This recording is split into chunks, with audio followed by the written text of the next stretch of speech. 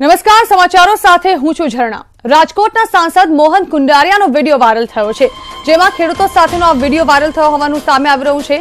પાક વીમા મામલે ખેડૂતો તેઓને સવાલ કરી રહ્યા છે। કુંડારિયાએ સરકાર સમક્ષ રજૂઆત કરવા માટે કહ્યું છે। કુંડારિયાએ કહ્યું છે કે સરકારમાં રજૂઆત કરો। પાક વીમાનો વિડીયોમાં ઉલ્લેખ વિડીયોની ન્યૂઝ 18 ગુજરાતી જો કે પુષ્ટિ નથી કરતું, પરંતુ આ પ્રકારનો એક વિડીયો ચોક્કસથી વાયરલ થઈ રહ્યો છે। तो पाक वीमाना मामले छेल्ला केटलाय समयथी खेडूतो जे छे ते विरोध नोंधावी रह्या छे। पाक वीमो तेमने चूकववामां नथी आवतो। तेमना मोटा भागना पाक निष्फळ गया छे। ओछा वरसादने कारणे अने सिंचाईना पाणीना अभावे अमर कपड़े बाणाना मोटा कही दઉં હું 36 વર્ષથી બાણા ધારું આઈ તો નથી તમારા બોલવા પર મને ખબર પડી જાય તમારે શું વાત કરી એના માર્કેટ ગાંડાઈની વાત શું કહી વાત કરવાની થિયરી હોય કે એમ નહીં સાહેબ તમે મને કીધો ગાંડાઈ ના ના ભાઈની વાત કરો થિયરી જ ખોટી હતી। રજૂઆતમાં તો ને દાળ તો લખાવી દીધું। અરે રજૂઆત રસ્તાની રજૂઆત છે, પાક વીમાની રજૂઆત છે, આપણે ધારાસભ્યને કરી બરાબર છે। અહીંયા આપણા સાંસદ આવ્યા છે તેને રજૂઆત તો કરીએ કાઈ વાંધો નહીં। તમે સાહેબ હારા જવાબ દીધા। અમે જે સપોર્ટ કર્યો એના બદલામાં તમે બહુ સારું ઓલું કર્યું। 22 વર્ષથી આ શાસન છે, મોટા મોટા બરગદ ફૂટ્યા છે સુધી ગીતો સાંભળો તમે પ્લીઝ। 15000 મણ કપાસ હજી અને રાજ વાત કરવાની છે। બીજું શું કરવાનું? ગુજરાત સરકારે કીધું મારે દેવાનું, ગુજરાત સરકારે દેવાનું। ગુજરાત સરકાર કેની છે? ધારાસભ્ય છે ને, કેની છે ગુજરાત ધારાસભ્યની જવાબદારી નથી। આટલા માટે સાહેબ તમે આ વાત કરો, તમે વાત કરો વાત કરો 1995 પહેલાની પરિસ્થિતિ નથી, એમની પરિસ્થિતિ હાથ ગણી હારી છે। શું હાથ ગણી હારી? સાયકલ તોડાવી જતો તો ખબર પડે। અત્યારે કામ કરે સાહેબ આ કોઈ રીત છે તમારો? જવાબ દે, જવાબ તો લેતો તો લખાય। અરે એ લેખના બીજા પ્રશ્નો અમાર તો તમે ગાંડાઈ કરવા આવ્યો, અમર કપડે બાણાના મોટા કહી દઉં હું 36 વર્ષથી બાણા ધારું આઈ તો નથી તમારા બોલવા પર મને ખબર પડી જાય તમારે શું વાત કરી એના માર્કેટ ગાંડાઈની વાત શું કહી વાત કરવાની થિયરી હોય કે એમ નહીં સાહેબ તમે મને કીધો ગાંડાઈ ના ના ભાઈની વાત કરો થિયરી જ ખોટી હતી। રજૂઆતમાં તો ને દાળ તો લખાવી દીધું। અરે રજૂઆત રસ્તાની રજૂઆત છે, પાક વીમાની રજૂઆત છે, આપણે ધારાસભ્યને કરી બરાબર છે। અહીંયા આપણા સાંસદ આવ્યા છે તેને રજૂઆત તો કરીએ કાઈ વાંધો નહીં। તમે સાહેબ હારા જવાબ દીધા। અમે જે સપોર્ટ કર્યો એના બદલામાં તમે બહુ સારું ઓલું કર્યું। 22 વર્ષથી આ શાસન છે, મોટા મોટા બરગદ ફૂટ્યા છે સુધી ગીતો સાંભળો તમે પ્લીઝ।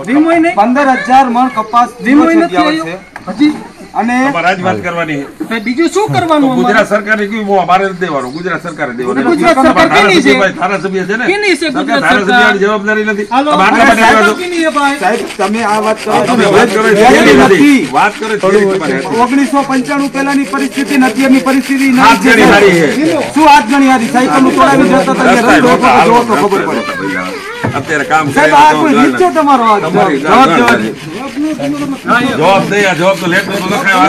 અરે એ લેખના બીજા પ્રશ્નો અમાર તો તમે ગાંડાઈ કરવા આવ્યો, અમર કપડે બાણાના મોટા કહી દઉં હું 36 વર્ષથી બાણા ધારું આઈ તો નથી તમારા બોલવા પર મને ખબર પડી જાય તમારે શું વાત કરી એના માર્કેટ ગાંડાઈની વાત શું કહી વાત કરવાની થિયરી હોય કે એમ નહીં સાહેબ તમે મને કીધો ગાંડાઈ ના ના ભાઈની વાત કરો થિયરી જ ખોટી હતી। રજૂઆતમાં તો ને દાળ તો લખાવી દીધું। અરે રજૂઆત રસ્તાની રજૂઆત છે, પાક વીમાની રજૂઆત છે, આપણે ધારાસભ્યને કરી બરાબર છે। અહીંયા આપણા સાંસદ આવ્યા છે તેને રજૂઆત તો કરીએ કાઈ વાંધો નહીં। તમે સાહેબ હારા જવાબ દીધા। અમે જે સપોર્ટ કર્યો એના બદલામાં તમે બહુ સારું। તો હવે જોયું કે કઈ રીતે રાજકોટના સાંસદ મોહન કુંડારિયા આ પ્રકારનું નિવેદન આપી રહ્યા છે। ઉલ્લેખનીય બાબત છે કે ફરી એકવાર તેઓને ઉમેદવારી ફોર્મ ભરવાના છે અને ટિકિટ આપી ચૂકી છે ભાજપ, ત્યારે તેઓ જે જવાબ આપી રહ્યા છે તે ચોંકાવનારો છે। જ્યારે કે ખેડૂત આગેવાન તેમને રજૂઆત કરવા પહોંચે છે કે પાક વીમાના પૈસાનું શું, ત્યારે તેઓ પૂછે છે કે શું તમને નથી મળ્યા હજી સુધી? જ્યારે આ મુદ્દે તે ઇનકાર કરે છે ત્યારે તે કહે છે ગુજરાત સરકારને આ અંગે પૂછે। જ્યારે ખેડૂત આગેવાન કહે છે કે તો પછી આપ કોણ છો, ત્યારે તે જવાબ આવે છે કે આ વિશે ધારાસભ્યને પૂછવામાં આવે, તેમને નહીં। કોંગ્રેસનું મિશન લોકસભા ચૂંટણીને લઈ કોંગ્રેસથી મહત્વના સમાચાર, જ્યાં ગાંધીનગરથી સીજે ચાવડા નિશ્ચિત હોવાનું સામે આવી રહ્યું છે। અમદાવાદ પૂર્વથી હિમાંશુ પટેલ અને રોહન ગુપ્તા વચ્ચે રેસ ચાલી રહી છે। મહેસાણાથી એજે પટેલ, રાજેશ પટેલને મળી શકે છે ટિકિટ। તો ભાવનગરથી જીતુ ઉપાધ્યાય હિંમત કટારિયા રેસમાં છે। ખેડાથી કાળુસિંહ ડાભી અને વિમલ શાહ વચ્ચે ટક્કર। અમરેલીથી જયરી ઠુમ્મર, સુરેશ કોટડિયા, જેવી કાકડિયા, તો સુરતથી ઘનશ્યામ લાખાણી, અશોક અધવેડા રેસમાં છે। સુરેન્દ્રનગરથી સોમા પટેલ, હરપાલસિંહ ચુડાસમાને મળી શકે છે ટિકિટ। તો સાબરકાંઠાથી રાજેન્દ્ર ઠાકોર, મહેન્દ્ર બારૈયા, રાજેન્દ્ર કુંપાવત રેસમાં છે। જામનગરથી વિક્રમ માડમ અને હેમંત ખવા રેસમાં છે। બનાસકાંઠાથી ગોવા રબારી, દિનેશ ગઢવી પરથી ભટોળને મળી શકે છે ટિકિટ અને દાહોદથી ચંદ્રિકાબેન તેમજ પ્રભાબેન તાવિયાડ વચ્ચે ફરી એક વખત ટક્કર જોવા મળી રહી છે। આ અંગે વધુ માહિતી આપવા અમારા સંવાદદાતા પ્રણવ પટેલ અમારી સાથે ન્યૂઝરૂમથી જોડાઈ રહ્યા છે। પ્રણવ, સંભવિત ઉમેદવારો છે આ તમામ, જાણવા માંગીશું કોનું પલ્લું હાલ તો કોંગ્રેસમાં ભારે દેખાઈ રહ્યું છે? ઝરણા, ચોક્કસ માની શકાય જે રીતે આજે ભારતીય જનતા પાર્ટીએ પોતાની જે યાદી જાહેર કરી છે તેમાં વધુ નવા જે 4 નામો છે તે ઉમેર્યા છે, ત્યારે કોંગ્રેસ પાર્ટીએ પણ પોતાનું જે મંથન છે તે શરૂ કર્યું છે। તેના જ ભાગરૂપે ન્યૂઝ 18 પાસે જે સ્ક્રીન ઉપર દર્શકો જોઈ રહ્યા છે આ નામો છે, આ નામો ઉપર જ મહોર કોંગ્રેસ પાર્ટીનું હાઈકમાન્ડ લગાડશે। આની પહેલા પણ ન્યૂઝ 18ને બતાવ્યા હતા જે નામો, તેના ઉપર જ જે કોંગ્રેસની દિલ્હી હાઈકમાન્ડ છે તેને મહોર મારી હતી। આજે જે નામો આવી રહ્યા છે તે નામો ઉપર જ મંથન ચાલી રહ્યું છે। આ તમામને લઈને એક પેનલ તૈયાર કરવામાં આવી છે। આ પેનલમાં બે નામો મૂકવામાં આવ્યા છે, બેમાંથી એક નામ નિશ્ચિત માનવામાં આવી રહ્યું છે। બનાસકાંઠા હોય, સાબરકાંઠા હોય કે પછી અમદાવાદ પૂર્વની બેઠક હોય, અમદાવાદ પૂર્વ બેઠક પર ફરી એક નવું નામ આવ્યું છે, હેમાંશુ પટેલ, ડોક્ટર હેમાંશુ પટેલ, જેઓ અડાલજના છે, અને સાથે જ રોહન ગુપ્તા। એક નામ આવ્યું હતું કે હિંમતસિંહ પટેલ ચૂંટણી લડી શકે છે, પરંતુ હિંમતસિંહ ચૂંટણીએ આખરી ઘડીએ ના પાડી છે, તેના કારણે નવું નામ ઉમેરવામાં આવ્યું છે, તે નામ છે હેમાંશુ પટેલનું। આપ સૌથી મોટા સમાચાર સાથે જ વાત કરીએ સુરેન્દ્રનગર બેઠક ઉપર, તો સુરેન્દ્રનગર બેઠક ઉપર પણ ઋત્વિજ મકવાણા જેઓ હાલના ધારાસભ્ય છે, સાથે જ સોમાભાઈ પટેલ જે ધારાસભ્ય છે, આ બંને લોકોએ દાવેદારી નોંધાવી છે। તેની અંદર ત્રીજું નામ ઉમેરવામાં આવ્યું છે વિમલ ચુડાસમા, હરપાલસિંહ ચુડાસમા। હરપાલસિંહ ચુડાસમા યુથ કોંગ્રેસમાંથી આવે છે, તેની સાથે જ ઋત્વિજ મકવાણાએ પોતાનું નામ છે તે વિડ્રો કર્યું છે। તેથી બે નામો આવી રહ્યા છે। માની શકાય કે હરપાલસિંહ ચુડાસમા અને સોમાભાઈ પટેલ, આ બે નામો પરથી એક નામો ઉપર અહીંયા મહોર લાગી શકે છે। જે રીતે વાત કરીએ જુનાગઢ બેઠકની, જુનાગઢ બેઠક ઉપર જે રીતે પુંજા વંશનો વિરોધ થયો હતો, કહેવાય રહ્યું હતું કે પુંજા વંશને બદલાઈ શકે છે, પરંતુ જાણકાર સૂત્રો માહિતી આપી રહ્યા છે કે પુંજા વંશ યથાવત રહેશે। પુંજા વંશ જ જુનાગઢની બેઠક ઉપરથી પોતાની દાવેદારી છે તે નોંધાવશે।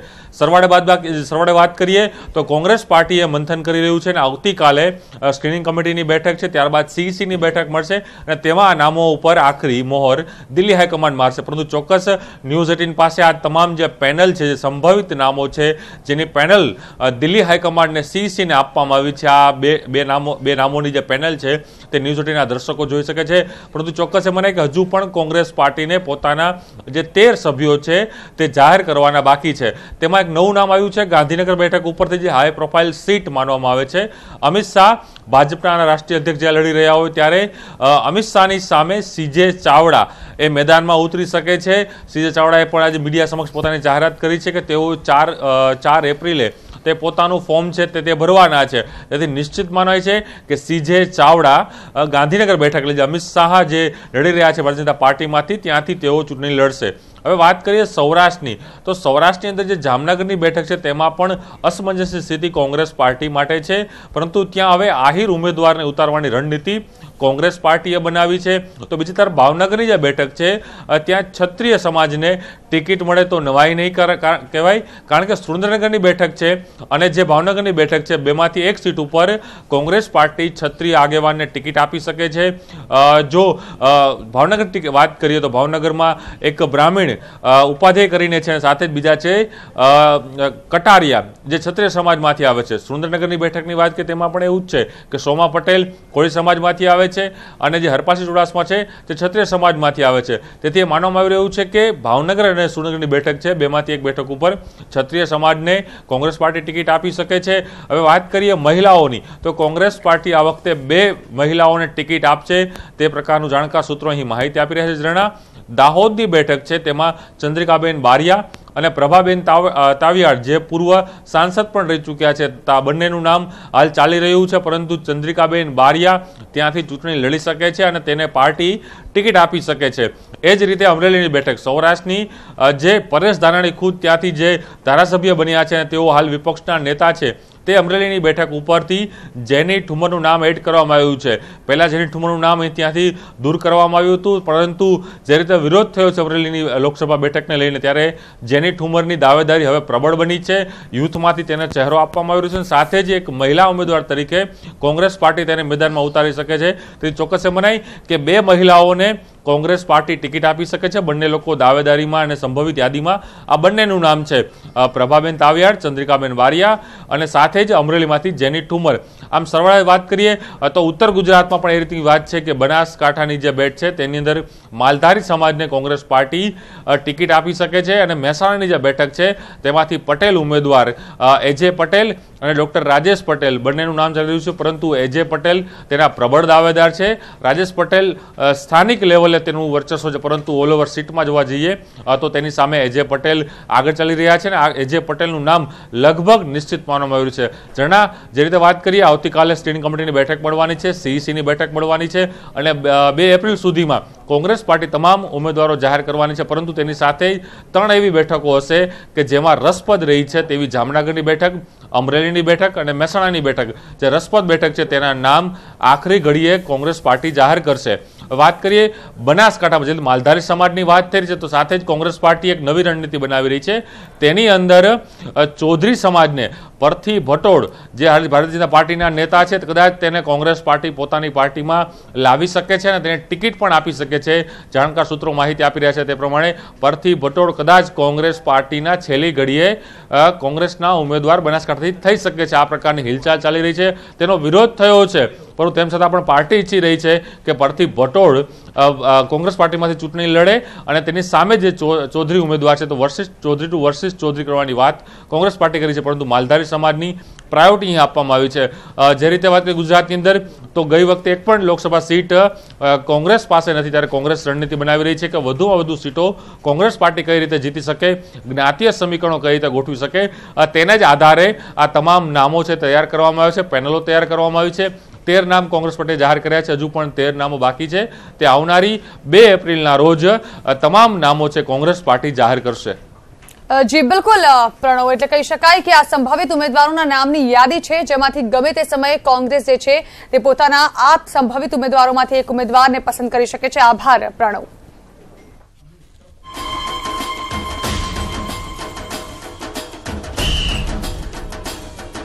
એક તરફ જ્યાં ભાજપ જે છે તે વધુ 4 ઉમેદવારોના નામ જાહેર કરી ચૂકી છે આજે, ત્યારે બીજી તરફ કોંગ્રેસ પણ હવે સંભવિત ઉમેદવારોમાંથી ઉમેદવારોનું નામ જાહેર કરે તે પ્રકારની શક્યતાઓ જોવામાં આવી રહી છે।